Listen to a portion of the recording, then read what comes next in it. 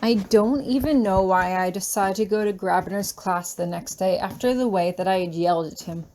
I hadn't quite decided if I was going to apologize after class or if I was simply going to show him that I would not allow myself to be pushed around. I was half afraid that maybe he would kick me out of class, but I would have to take that on chance. But as I arrived at the classroom that day, a tad later than everybody else, there was a note on the board that said, "Free, period." I stopped and frowned at it. He wasn't here? My first thought was that he was too embarrassed to show up to class after a student yelled at him, but surely other students must have gone off on him before, right? And he wouldn't cancel class just because of that. Would he? As I leave the classroom, I'm suddenly aware that all eyes are on me. The volume in the hallway seems to drop as I'm flooded by whispers. Look, there she is. Did you hear what she said yesterday? I heard she yelled at him because he refused to go to the dance with her. I heard she rejected him. She's the treasurer, right? They do spend a lot of alone time together. He's probably too embarrassed to show up now. No more Grabby. I heard he ran out of the room crying. He's probably still locked away in his room, crying like a baby. Maybe he couldn't take someone telling the truth to his face. Maybe he's really depressed. Maybe he killed himself. That last voice made me freeze in my tracks as icy fingers race up and down my spine. I whirl around, but the hallway is quiet now, filled with people who refuse to look at me or meet my eyes. The last words I hear still linger in the air. Maybe he killed himself. I shake my head and pick up the pace, racing towards my dorm room, walking as fast as I can. As I walk, people brush by me, asking me questions. So is Grabby gone for good? What did you do to him? I don't cry, but I just rake in a lungful of air and walk faster. Walk as fast as I can without breaking into a run before I burst into my dorm room and shut the door behind me. The room is empty. Ellen and Virginia are probably in class with Jason for at least a few hours yet. My heart is racing.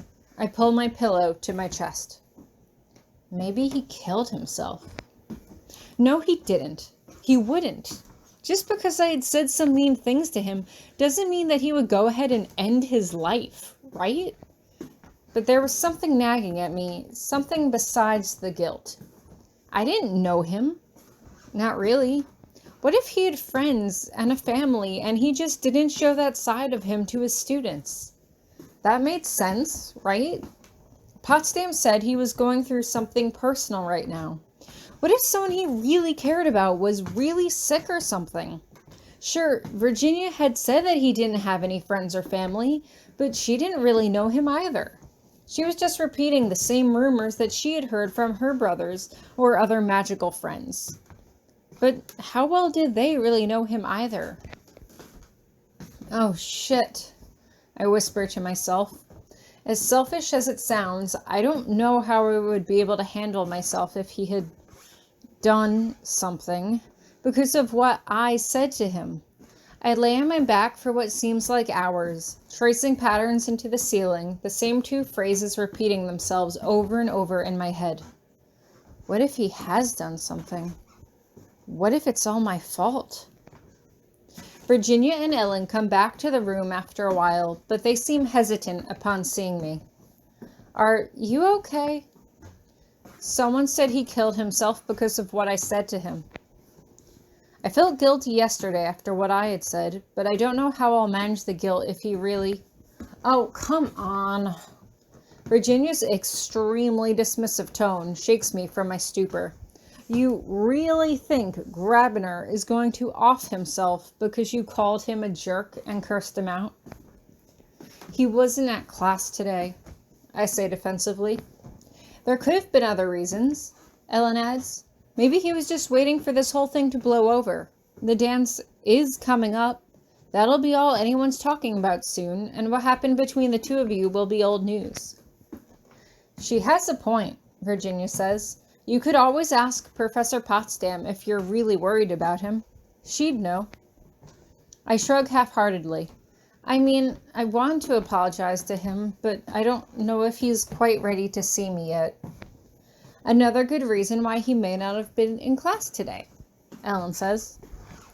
So what am I supposed to do? I ask miserably. Just sit here feeling guilty until detention tomorrow night? Hey, I don't think you should feel guilty, Virginia says.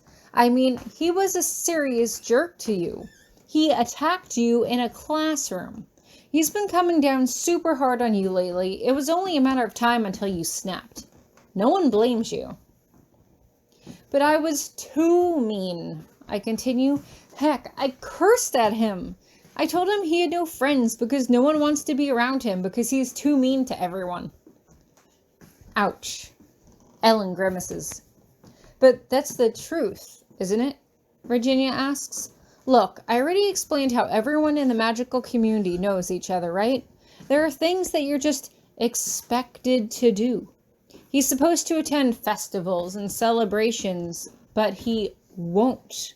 He's not there for the Thanksgiving blessing, or the New Year's festival in February, or even the pancake supper. The pancake supper? I ask. There's a curious blank spot in my memory. I don't remember that. Did I go to that? I think you were sick, Virginia says dismissively. Anyway, the point is that you weren't wrong. A lot of people think it's improper that he won't attend. Potsdam has been defending him for as long as I can remember, but there are a lot of people who don't like him.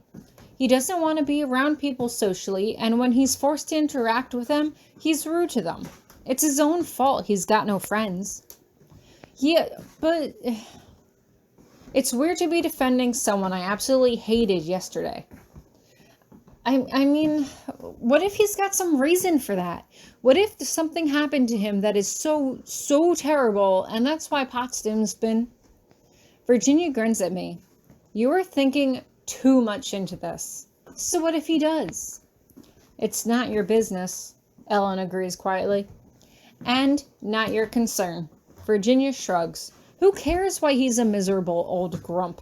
He just is. And your little speech yesterday isn't going to change that. I start, but Virginia cuts me off. Hey, I'm saying this for your own good. He's an adult, Tori, okay?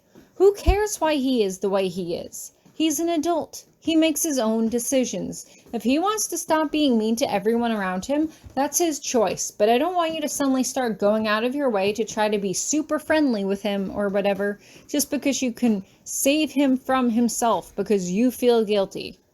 He was an ass to you yesterday, and he's going to be an ass to you tomorrow. I shrug half-heartedly. Maybe you're right. No, I am right, Virginia continues. And if you try to pry into his personal life, he's only going to come down harder on you than he has before. Just stay away from him as much as you can and don't talk to him. Then next year, you don't have to run for treasurer again, and you don't have to see him at all. I want to argue, but stop myself. She's only a few months older than I am, but she probably has some wisdom about this. William is smart. He's probably told her lots of things that we don't know, especially about the teachers, and she grew up in the magical world. She has experience with this stuff. And I don't. I should listen to her. When did you get so old and wise? I tease, to release the tension between us. Too bad I'm not going to.